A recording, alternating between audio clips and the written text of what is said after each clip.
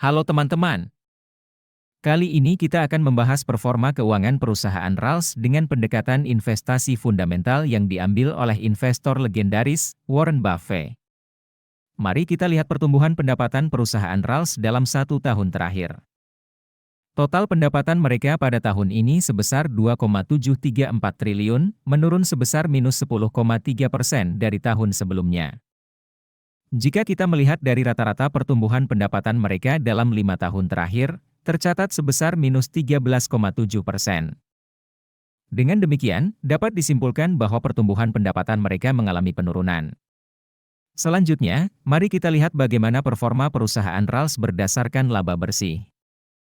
Pada tahun ini, mereka mencatat laba bersih sebesar 309 miliar, turun sebesar minus 18,6% dari tahun sebelumnya.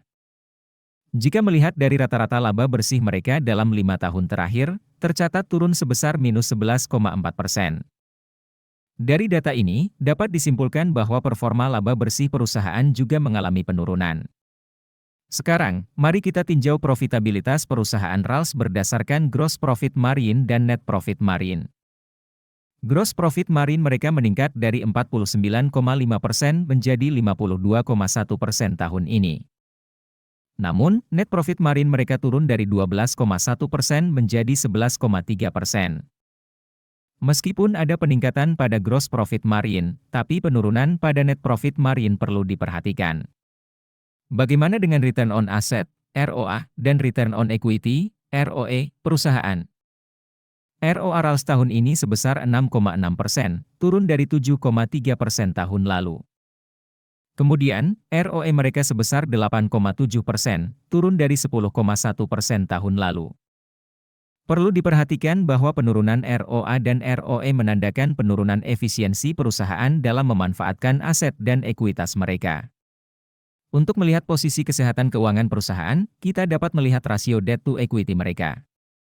Rasio ini adalah 0,0 kali pada tahun ini, sama seperti tahun lalu. Hal ini menunjukkan bahwa perusahaan memiliki sedikit atau bahkan tidak ada utang, yang berarti keuangan mereka cukup sehat. Selanjutnya, mari kita nilai perusahaan Ralls menggunakan skor kerangka investasi fundamental ala Warren Buffett. Berdasarkan skor ini, Ralls memperoleh 3 dari total 6 poin. Meskipun tidak buruk, tetapi masih ada ruang untuk perbaikan. Jika kamu ingin mengetahui penjelasan detailnya, kamu bisa mengunduh aplikasi investor yang link downloadnya ada di deskripsi ya. Baiklah, sekarang saatnya kita masuk ke tahap yang paling ditunggu-tunggu, yaitu valuasi perusahaan Ralls. Valuasi adalah proses penentuan nilai intrinsik suatu perusahaan berdasarkan analisis fundamental. Margin of safety adalah perbedaan antara harga saham dengan nilai intrinsiknya.